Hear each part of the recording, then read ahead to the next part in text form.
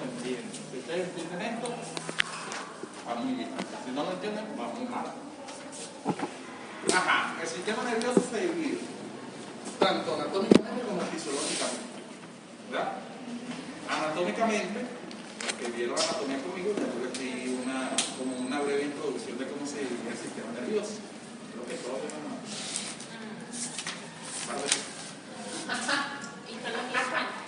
Sí. El sistema nervioso desde el punto de vista anatómico se divide en central y periférico. ¿Se los dije o no se los dije? Sí. Bueno, el central está constituido por el encéfalo, y el encéfalo tiene sus divisiones, eso vimos en semiología, y la médula espinal.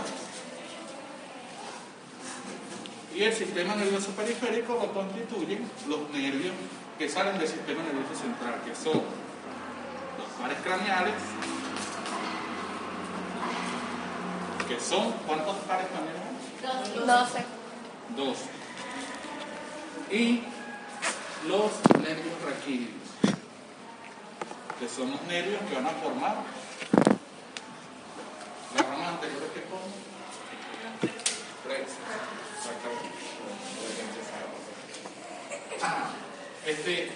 Fisiológicamente, todo el punto de vista anatómico. ¿Okay? Ahora, fisiológicamente, el sistema nervioso se divide en sistema nervioso autónomo o de relaciones o de la vida y la relación, y el sistema nervioso somático, que es el sistema nervioso voluntario. ¿Okay? Nosotros tenemos una parte fisiológicamente del sistema nervioso que es involuntaria, que es el sistema nervioso autónomo, que controla todas las funciones de nuestro cuerpo, incluidas las relaciones interpersonales de las personas, porque las relaciones que nosotros tenemos muchas veces son involuntarias, y el sistema nervioso somático, que es el sistema nervioso voluntario, es la parte que nosotros controlamos del sistema nervioso. Por ejemplo, el sistema nervioso autónomo se encarga de regular la función del corazón. Porque ustedes no controlan cómo late el corazón, si late más rápido o más lento, ¿verdad? Y el sistema nervioso somático, por ejemplo, es el encargado de controlar músculos, articulaciones, ¿ok? Porque esa parte de nuestro cuerpo sí la controlamos. Ajá. Ahora, el sistema nervioso autónomo, se divide a su vez en sistema nervioso simpático y sistema nervioso parasimpático. Y esto es muy importante que ustedes lo conozcan. Perdón, el sistema nervioso simpático y parasimpático son las dos partes del sistema nervioso autónomo, ¿verdad? Y ellos actúan de forma antagónica. ¿Saben qué es antagonismo? Que antagonismo es que un elemento hace lo contrario al otro, ¿verdad? Entonces, estos dos sistemas funcionan de forma antagónica y ejercen un fenómeno o un mecanismo de regulación de la homeostasis del cuerpo. ¿Se acuerdan qué es homeostasis? Que significa el equilibrio de todas las funciones del cuerpo. Bueno, estos dos sistemas mantienen el equilibrio del cuerpo. Un ejemplo. El sistema nervioso simpático a nivel del corazón, cuando esto se activa, el sistema nervioso simpático lo conoce como sistema de la arteria. Cada sistema nervioso, cada parte del sistema nervioso autónomo tiene su neurotransmisor. En el caso del sistema nervioso simpático, su neurotransmisor ya vamos a ver qué son los neurotransmisores, son la adrenalina y la noradrenalina. Y el sistema nervioso parasimpático es la acetilcolina.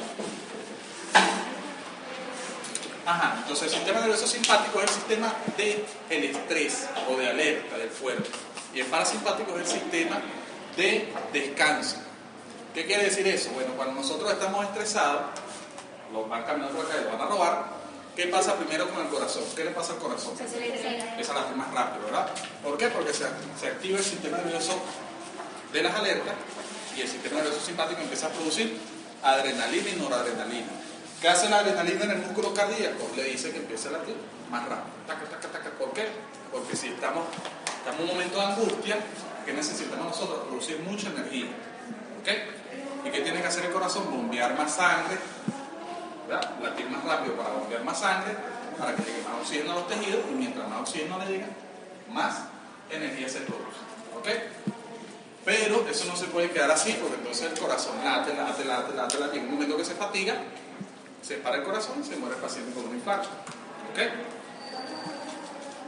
¿Qué es lo que pasa? Bueno, cuando el sistema nervioso simpático, cuando pasa el momento de estrés, se activa el sistema nervioso parasimpático y empieza a liberar acetilcolina. ¿Y qué hace la acetilcolina? Va a le dice al corazón que ya está listo, que ahora lata más lento. ¿Ok? ¿Me explico? ¿Sí?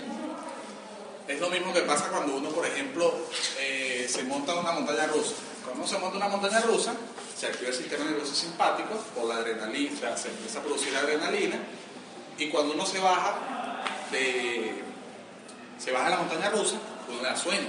¿Por qué? Porque el sistema nervioso parasimpático se activa después para tratar de mantener controlado el equilibrio del organismo. ¿Ok? Entonces ustedes tienen que saber qué hace el sistema nervioso simpático, qué hace el sistema nervioso parasimpático, qué hace cada uno, por ejemplo, la tiroides, qué hace cada uno a nivel del intestino delgado, qué hace cada uno a nivel del estómago, qué hace a nivel del corazón, qué hace a nivel del riñón, qué hace a nivel del hígado. ¿Okay? Todo esto controla todas las funciones orgánicas del cuerpo. Y ustedes tienen que saber si las patologías, las alteraciones fisiopatológicas, alteran estas funciones. ¿Okay? Paciente hipertenso. Bueno, el paciente hipertenso normalmente tiene alterado o tiene aumentado la actividad del sistema nervioso simpático, por ejemplo. Un paciente que tenga un hilio paralítico puede ser que tenga mucha actividad del sistema nervioso parasimpático y así pare de contar un montón de patologías que tiene la persona. Ok, ¿me entendieron esto entonces? Sí. ¿Todo claro? Bueno, entonces tienes que sabérselo de pies a cabeza. De pies a cabeza, ¿dónde está mío? Pero no de momento el programa. Ajá. Ok, voy a borrar aquí. ¿Qué es un neurotransmisor? La sinapsis, ¿cómo se llaman ustedes la sinapsis del cuerpo? Como las comiquitas, ¿verdad? Sale entrada de electricidad por aquí, sale la electricidad por ahí, ¿verdad? Se lo imagino, me imagino que se lo imagino. No, la sinapsis del cuerpo, los animales tienen sinapsis eléctrica, los humanos tienen sinapsis química. ¿Ok? Porque si nosotros tuviéramos sinapsis eléctrica, nos electrocutamos y más bien aumenta la sinapsis de nuestro cuerpo y somos más inteligentes. ¿Entienden? Pero no es así. Si nosotros nos electrocutamos, ¿un animal se pone más inteligente? No necesariamente, pero estamos hablando de ser humano. Si nosotros nos electrocutamos, por ejemplo, ¿verdad? Puede suceder que haya daño a nivel neurológico. ¿Por qué? Porque el aumento, eso se lo expliqué la clase pasada. El aumento, el paso de electricidad puede alterar el potencial de membrana de la célula muere. ¿Ok? ¿Por qué? Porque nuestras sinapsis son químicas. El único sitio donde se produce electricidad en nuestro cuerpo es a nivel, o actividad eléctrica, es a nivel del corazón. ¿Ok? El corazón tiene un sistema eléctrico que es el sistema intrínseco del corazón, ¿verdad? Eso lo veremos después.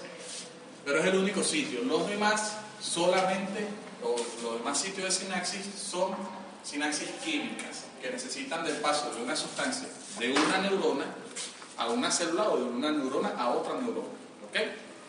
Esas sustancias se conocen con el nombre de neurotransmisores y son un montón. Los neurotransmisores más conocidos que existen son aquellos dos: la adrenalina, la noradrenalina, la acetilcolina, el GABA. GABA significa ácido gamma-amino butírico. ¿Okay? El GABA, dopamina,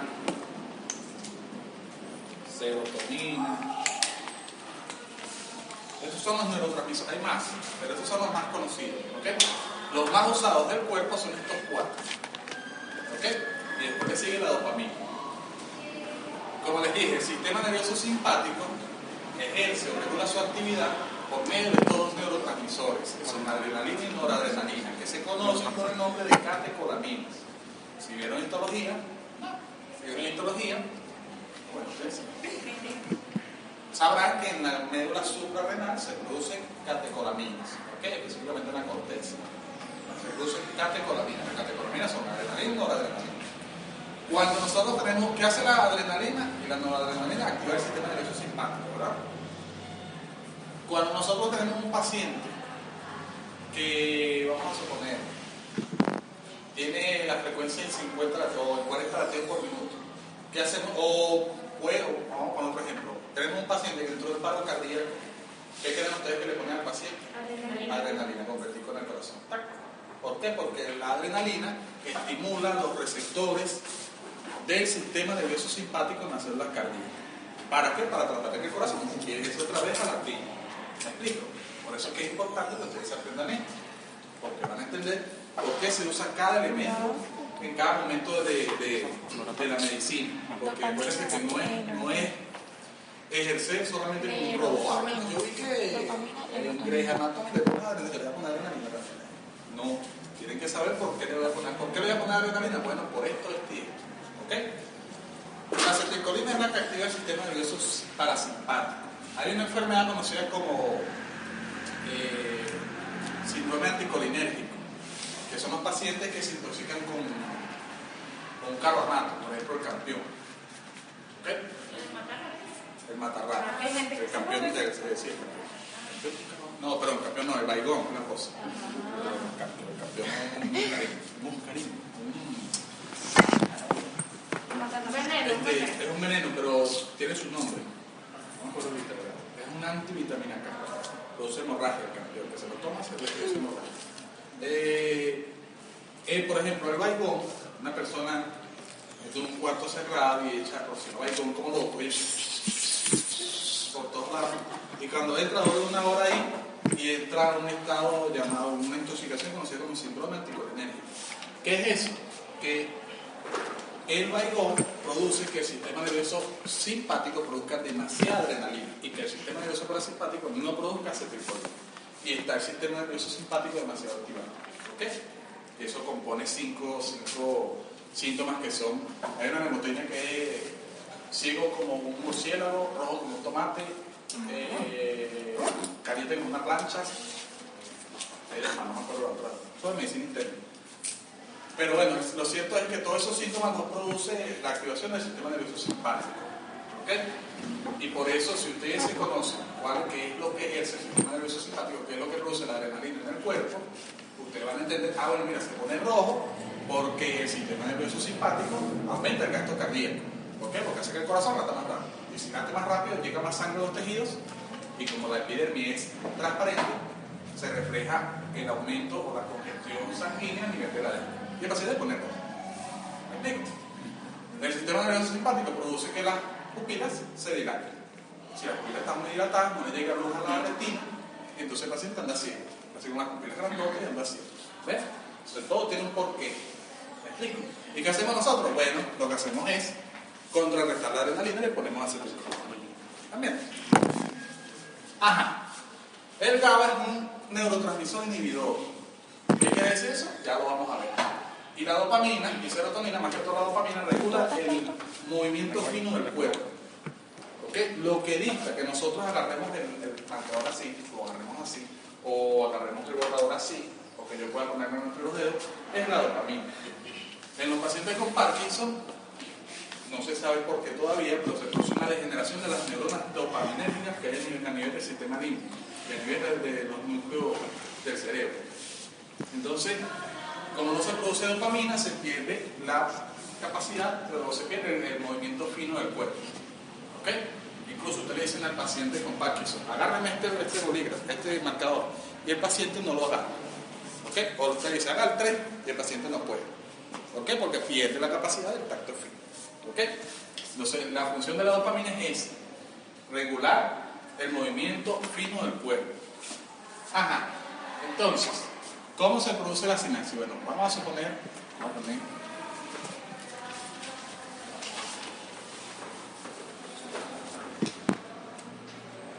a hacer una neurona aquí.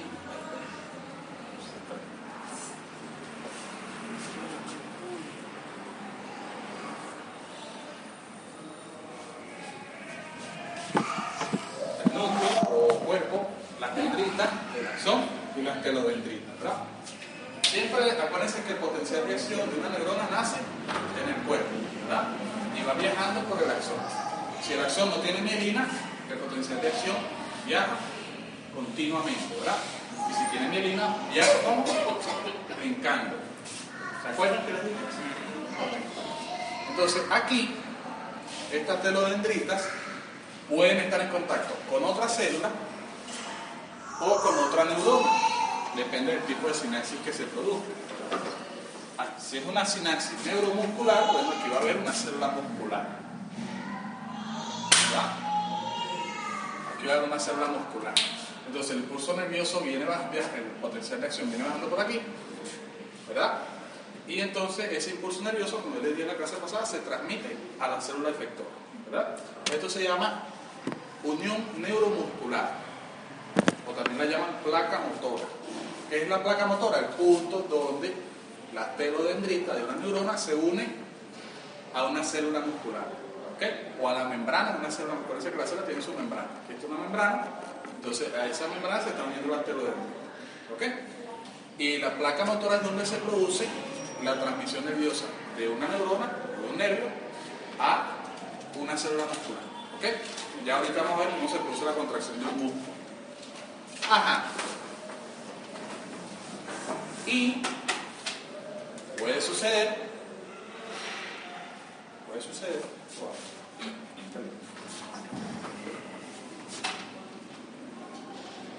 puede ser que la neurona termine así, ¿verdad? Esto se llama neurona presináptica. Y aquí tendría otra neurona, que sería la neurona, la neurona posináptica, ¿ok? Podría ser la neurona posináptica, o se llama neurona posináptica, ¿ok? Neurona posináptica. Entonces el impulso nervioso nace aquí, viaja como potencial de acción hasta acá, y aquí, en este axón, esto sigue siendo una telodendrita, en esta telodendrita se encuentra una sustancia llamada neurotransmisor, ¿ok? Que se sintetiza aquí. Normalmente aquí tendríamos lo que es el ribosoma. ¿Saben qué es el ribosoma? ¿Qué? No sé. Es el encargado de la síntesis de las proteínas.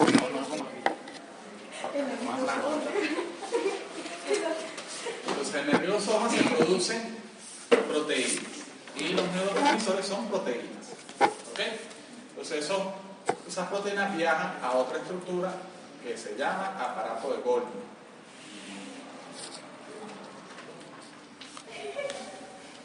Entonces las proteínas son encapsuladas en el aparato de Golgi. Ese aparato de Golgi viaja por el axón, llega a la telodendrita y aquí va a tener un precursor. ¿Qué es un precursor? Digamos que un elemento que es necesario para que se produzca el neurotransmisor. Eso puede variar. Normalmente es un aminoácido, pero puede variar.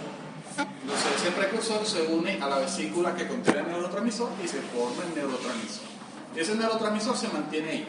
Eso es lo que se conoce como síntesis de neurotransmisor. Es muy fácil. Ese neurotransmisor se mantiene, vamos a suponer que esta es la adrenalina, se mantiene ahí, ¿verdad? Cuando se produce una sinapsis, cuando se produce un estímulo aquí hay varias neuronas, neuronas así, ¿verdad? Y esas neuronas están mandando el impulso nervioso para que este núcleo se despolarice. ¿Sí? Se encuentra en potencial de acción, se despolariza la célula. Se despolariza y viaja el impulso hasta acá. ¿Okay? Cuando llega esto aquí, se activa la liberación de neurotransmisor. ¿Cómo lo hace? Aquí hay una serie de canales, que son los canales, están cerrados, ¿verdad? Pero cuando llega el impulso se activan esos canales, que son los canales de calcio. ¿Okay? Esos canales dependen de energía, entonces vamos a usar energía, la energía viaja a esos canales y los abre, y empieza a entrar calcio. ¿Qué va a hacer el calcio? Va a hacer que esta vesícula, la membrana de esta vesícula con el neurotransmisor, viaje hasta acá, se una a la membrana de la telodendrita, ¿verdad? Y libere el neurotransmisor. ¿Ok? Y el neurotransmisor es liberado a esto que está aquí, que se llama hendidura sináptica. ¿Ok? Esto se llama hendidura sináptica. Esta zona es la sinapsis. ¿Ok? La sinapsis es la zona donde un neurotransmisor estimula a una neurona posináptica. ¿Ok? La sinapsis no es que corriente para acá, corriente para allá, no. La sinapsis es esta zona. Esta zona que está aquí es lo que se conoce como sinapsis. ¿Sí? Y es química, siempre va a ser química. Ajá.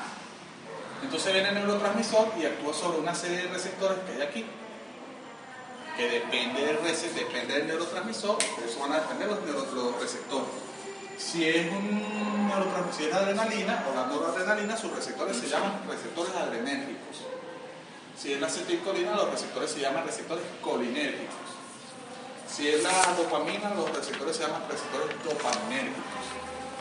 Si es serotonina, se llaman receptores serotoninérgicos. ¿Ok? ¿Me siguen? Ajá. Entonces este neurotransmisor activa a la neurona, ¿verdad? La neurona posináptica, y se abre, empieza otra vez el proceso de despolarización. ¿Qué empieza a pasar? Bueno, entra el sodio,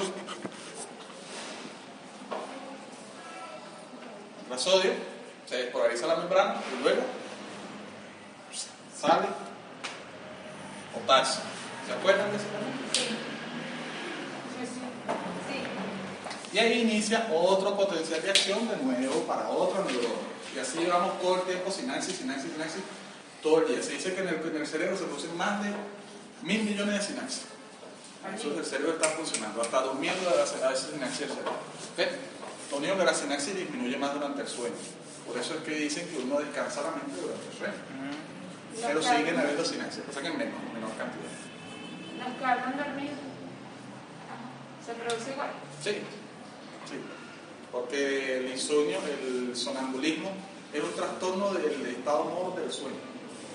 Realmente el paciente está dormido, lo único que tiene un proceso de sonámbulo. Ajá. Entonces, bueno, ¿se entendió esto, verdad? Sí. Pero esto no se puede quedar así. Acuérdense que todo tiene que estar en homeostasis. Si esto se queda así, la neurona se explota, ¿verdad? Entonces, ¿qué tenemos que hacer? Tenemos que hacer que este neurotransmisor se libere de aquí. ¿Cómo lo hacemos? Bueno, gracias a el famoso GABA, ácido gamma-amino butírico. ¿Qué hace el GABA? El GABA viaja a la hendidura sináptica y produce un proceso químico que hace que el neurotransmisor se libere de su receptor. ¿Ok? Y el neurotransmisor queda liberado en la hendidura sináptica. ¿Qué ocurre después? ¿Esto es para qué? Para inhibir la sinapsis, para inhibir la neurotransmisión. Porque imagínense ustedes, vamos a suponer que estamos en un estado de alerta y se activa el sistema nervioso simpático y empiezan las neuronas simpáticas a liberar adrenalina a las células del corazón. ¿Qué pasa? El corazón, según el neurotransmisor a las células cardíacas, a las células musculares, ¿verdad? Y empieza a dar músculo cardíaco. ¿Me explico? Saben que el corazón tiene un sistema intrínseco y una inervación extrínseca. ¿Ok? Entonces, si eso se queda así, viene el corazón, late, se fatiga el corazón, le da un infarto al paciente. Entonces, para evitar eso, nosotros tenemos sistemas inhibitorios. Un ejemplo de eso es el GABA. ¿Ok? El GABA lo que va a hacer es eliminar la unión del neurotransmisor con el receptor y hacer que esta célula entre en reposo. ¿Ok? Para evitar que la célula se fatigue. Y ese neurotransmisor, ¿qué hacemos con ese neurotransmisor? Bueno, podemos hacer dos cosas. Uno, que la más usada, es la recaptación del neurotransmisor. Y dos, la liberación de la eliminación del neurotransmisor. ¿Cómo se elimina el neurotransmisor? Puede ser que se elimine por difusión pasiva. ¿Ok? Eso, bueno, eso hay que ver neurofisiología para que entiendan cómo se hace eso lo vamos a ver ahorita.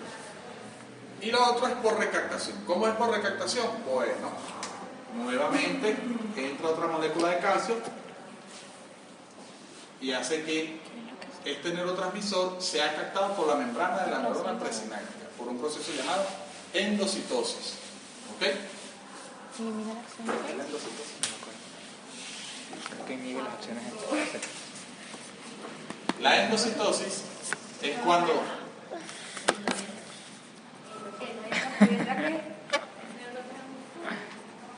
Por ahí van los tiros. Cuando una sustancia pasa del exterior de la célula al interior de la célula. ¿Verdad? Ajá. Entonces, por endocitosis, el neurotransmisor es captado por la membrana de la neurona y luego la neurona termina formando una vesícula que contiene el neurotransmisor. Y ahí lo dejamos hasta la próxima sinapsis. Eso es recaptación. ¿Okay? De hecho, hay un dibujito en el libro que es así, la neurona presináptica y que es el neurotransmisor presente. Aquí, y después aquí se recapta. Es como un ciclo. ¿Okay? La endocitosis, para que vean histología, se divide en dos tipos: fagocitosis y pinocitosis. Fagocitosis es cuando se encapsulan los sólidos, y pinocitosis es cuando se encapsulan los líquidos. ¿Estamos claros? Ok. ¿Alguna pregunta de esto? ¿No? Nada. ¿Seguro? Todos los neurotransmisores y la adrenalina se puede administrar en todos los neurotransmisores se pueden administrar. Sí. Son líquidos. Sí. No, yo no. Bueno, Claro. son medicamentos. Por ejemplo, el Parkinson, yo no sé si ustedes han visto una sala de emergencia. El Parkinson, actualmente, incluso aquí en Venezuela lo hacen, que se colocan implantes a nivel de los núcleos del corazón, no me acuerdo de los implantes eléctricos, no me acuerdo cómo se llama. Esos implantes liberan dopamina, y la dopamina es un neurotransmisor, y ese neurotransmisor ayuda a que la falta de dopamina en el encéfalo no afecte el movimiento fino. Entonces, sí, los neurotransmisores se pueden utilizar. El más usado es la adrenalina, pero se puede usar ceftriaxona, se puede usar el otro. Todo eso se ha sintetizado a lo largo del tiempo. Ok, voy a borrar aquí. Ahí yo me gusto.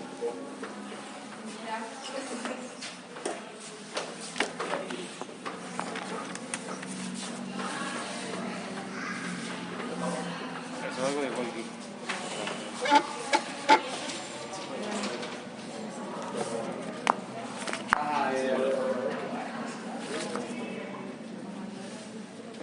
Tipo de sinapsis. Esto también lo vi en histología. Tipo de sinapsis.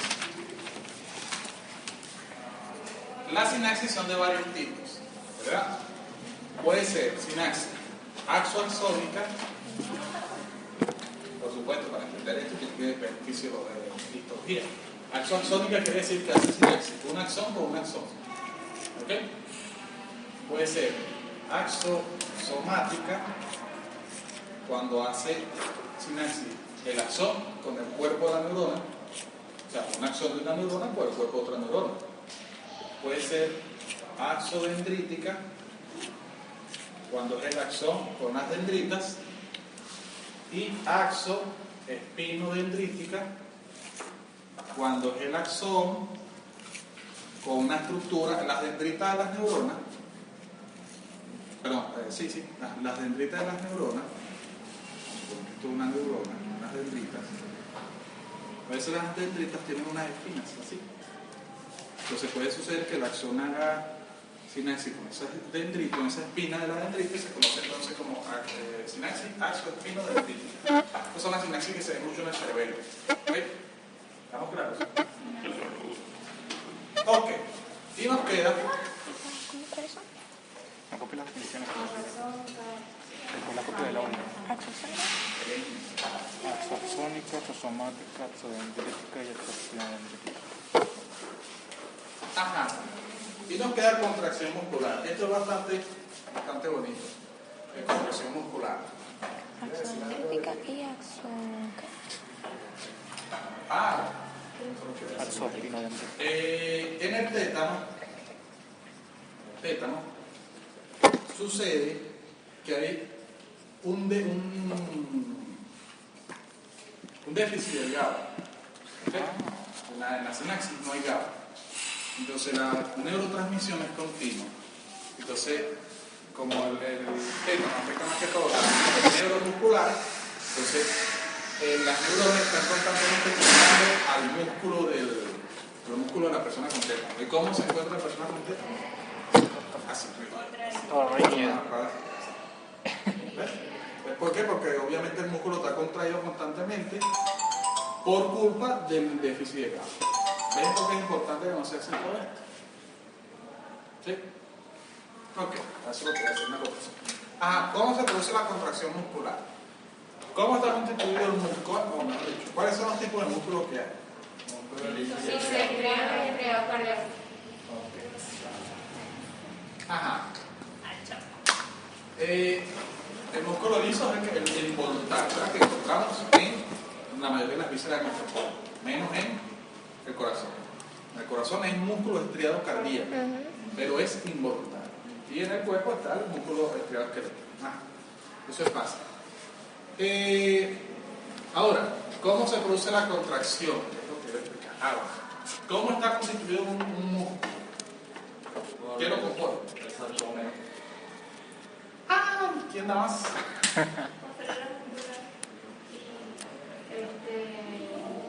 Las bandas.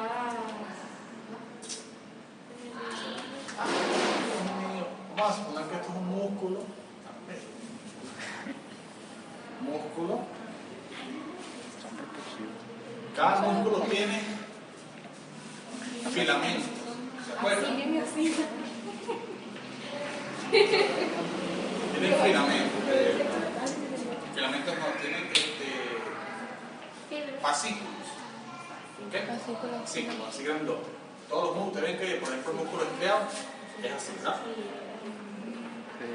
Es un montón de fascículos que componen el músculo.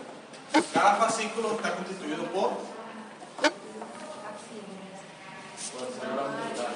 células musculares. El músculo, las células musculares, ¿cómo se llaman también? Fibras musculares. Ajá, fibras musculares. Las fibras musculares es lo mismo que la célula muscular. Si agarramos una fibra muscular, la agarramos y la hacemos grande, la agrandamos, vamos a ver que las células musculares están constituidas por miofilamentos o filamentos, es lo mismo. Miofilamentos quiere decir que son filamentos del músculo. Que esos miofilamentos van a dividirse en filamentos gruesos y filamentos delgados. El filamento grueso va a ser de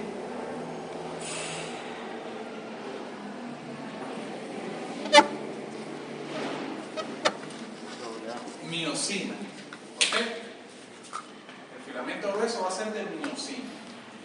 Y el filamento delgado va a ser de 3 tipos de proteínas. Uno va a ser la actina, otro va a ser la troponina y otro va a ser la tropomiosina. ¿Verdad? Entonces, el filamento delgado está constituido principalmente por un filamento de actina.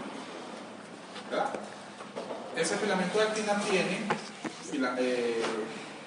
otra proteína conocida como troponina y está envuelta por otra proteína conocida como tropomiosina.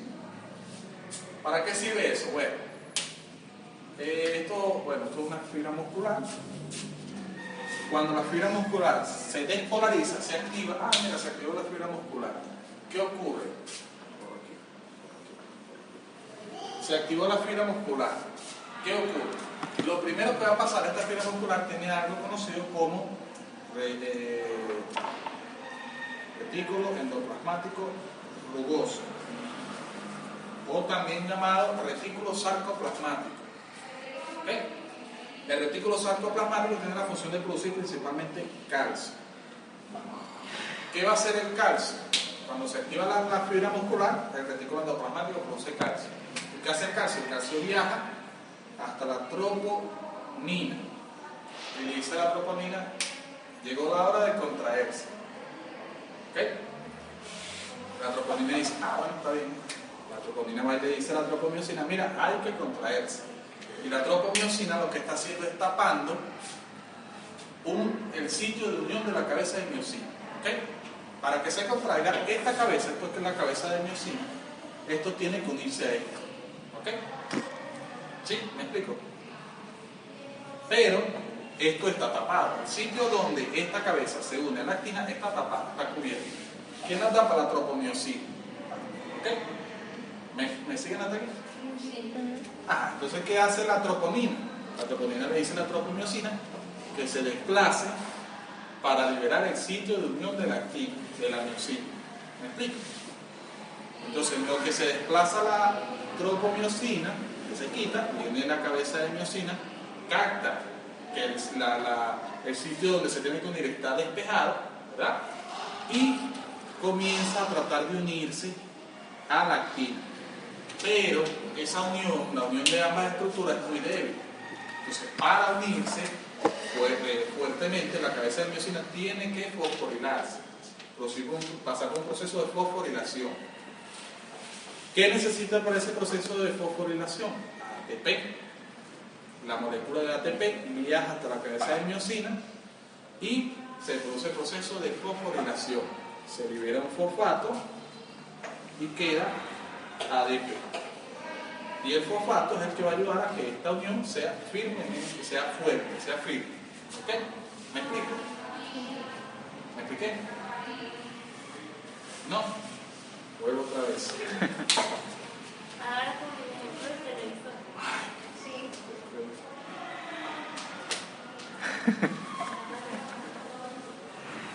Bueno,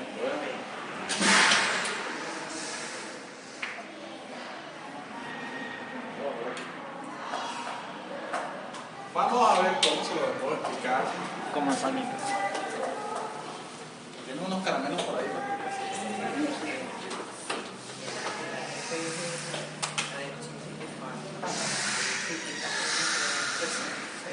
El ATP está constituido por 3 fosfatos. Eso, bueno, no tienen que ver en bioquímica, pero el ATP está constituido por 3 fosfatos. Si le quitamos fosfato, quedan 2 fosfatos. Y en ese caso se llama adenosin difosfato, o ADP.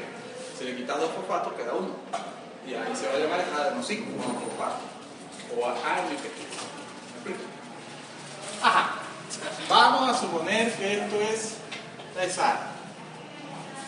Sal. Sí. Y la miosina, sal es la actina. Y la miosina es ADE. ¿Verdad? ¿Ok? Amadi es la troponina. Y Victoria es la tropomiosina. Ajá, ¿qué pasa con eso? Para producirse la contracción, Jade tiene que unirse a Sara. ¿Ok? Pero no lo puede hacer. ¿Por qué? Porque Victoria está obstruyendo a Jade. Está obstruyendo. Está evitando que se unan las dos. ¿Ok? ¿Me explico? Y Amadé está ahí sin hacer nada. Entonces, para que se produzca la contracción, tiene que producirse primero un estímulo nervioso, ¿verdad? Tiene que venir Luis y estimular a la célula muscular, ¿ok? Y una vez que se activa, empieza el retículo sarcoplasmático a producir calcio. ¿Hasta aquí me sigue? ¿Qué pasa con el calcio? Bueno, el calcio le va a decir a Madre, mira Madre, necesitamos que el músculo se contraiga. Y a Madre es así. Ah, bueno, está bien. ¿Y qué tengo que hacer? Bueno, Madre piensa, bueno, lo que tengo que hacer es decirle a Victoria que se quite de ahí para que Jade se le dé una sal. ¿Me explico? Se va a Madre y le dice a Victoria, mira Victoria, tenemos que contraernos. Entonces necesitamos que tú te desplaces. Desplázate. ¿Ok? Bueno, Victoria se quita. Está bien, se quita. Y entonces deja expuesto el sitio donde Jade va a agarrar la sal. ¿Me explico? Sí. Ajá. Pero Jade y Sara, como andan brincando el tiempo, no se agarran fuertemente. Bueno, Jade no puede agarrar a Sara fuertemente. ¿Qué necesita? Bueno, necesita de energía. Para Jade agarrar a Sara fuertemente necesita energía, ¿verdad? Por si está todo ahí tiradito ahí, que va a agarrar. Necesita energía. ¿Cómo se produce la energía en nuestro cuerpo? En forma de ATP. Entonces la célula muscular tiene ATP. Entonces viene Jade y agarra el ATP e inicia un proceso de fosforilación. ¿Qué quiere decir fosforilación? Que vamos a agarrar un fosfato del ATP y vamos a hacer que el ATP se transforme en ADP porque le vamos a quitar un fosfato. ¿Y qué vamos a hacer con el fosfato? Vamos a hacer ese fosfato, nos va a ayudar como una pega, decir así, para que nosotros, Jade y Sara, nos sorprendamos. ¿Me explico? Sí. ¿Sí me explico? Sí. Ajá. Se produjo ¿qué es lo que pasa? Bueno, la cabeza de miosina se une a la cabeza, a la actina, entonces la cabeza de miocina jala a la actina hacia adentro. Y el músculo hace así. ¿Me explico? O sea, el músculo, si la fibra muscular es así, se pone así chiquitito. Porque se contrae. ¿Ok? Y esta cabeza de miocina se fatiga. Ella llega un momento que se fatiga y se suelta. Entonces, cada vez que ella se suelta, viene el ATP otra vez, se vuelve otra vez el proceso de fosforilación y se vuelve unido. ¿Okay? Es por eso que para nosotros contraer el músculo necesitamos energía. Pero llega un momento que el músculo se queda sin energía y se pierde la contracción. Es por eso que ustedes se montan aquí, vamos a suponer, ustedes agarran ese escritorio, lo mantienen hacia arriba y llega un momento que se fatiga el músculo, ¿verdad? ¿Por qué? Porque se queda sin energía, sin ATP. Entonces no se puede mantener la unión de la actina y la miocina y llega un momento que se cae. ¿Me explico? Cuando queda contracturado el músculo es porque tú estás aquí pegado. Eso causa fatiga del músculo. Llega un momento que el músculo se fatiga y se puede necrosar. ¿Ok?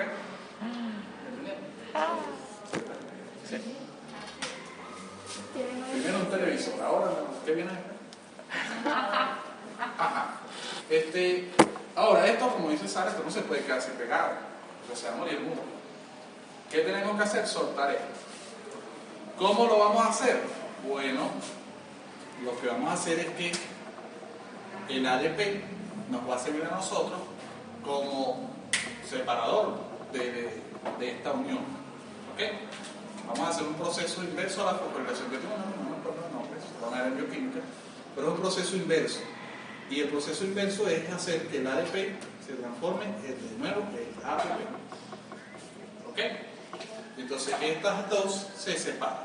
Se separa la cabeza de miocina de la actina, ¿verdad? Pero tenemos que hacer que nuevamente Victoria tape a Sara. ¿Me explico? Porque si no, entonces la cabeza de miocina cada vez va a estar viendo que ese sitio de unión está libre y se va a unir acá abajo. Entonces vamos a sufrir de colonía, es que el músculo se contrae voluntariamente. Entonces, para evitar eso, bueno, la tropomiocina vuelve otra vez a su sitio y tapa el sitio de unión de la actina. Y el músculo entra en reverso, se queda ahí. Hasta la próxima contracción. ¿Se entendió? Sí. ¿Alguien le explica?